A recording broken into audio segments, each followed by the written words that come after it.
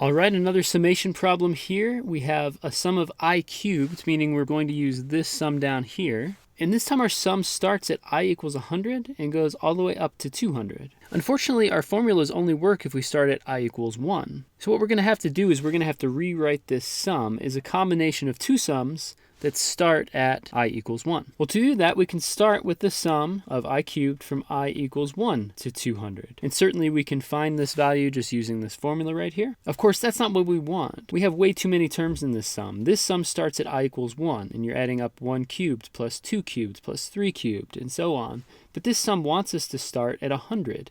It wants us to start with 100 cubed plus 101 cubed plus 102 cubed, and so on. So we have a bunch of terms in this sum that we don't want. What we can do is we can subtract those terms. We can do that by saying we don't want the sum of I cubed from 1 to 99. Thus, we've subtracted off all of the terms that we didn't want from this sum with this sum. If you want a visual of what just happened there, this first sum was a sum from 1 to 200 of I cubed. So we had 1 cubed plus 2 cubed, and so on. The second sum is going to subtract off the first 99 terms of this sum, you'll see. Every term in this sum is going to cancel with a term from the first sum all the way up until the 99 cubed term.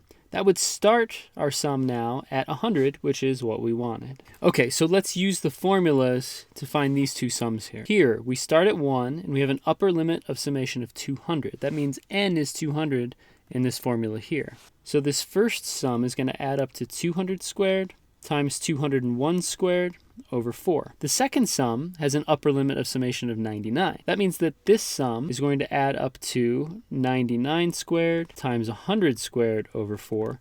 And we can subtract those two sums, and that is going to give us our answer. Our first sum adds up to 404 million or so. Our second sum adds up to 24 million or so. And if we subtract these two numbers, we get 379,507,500. And I think that does it for this problem.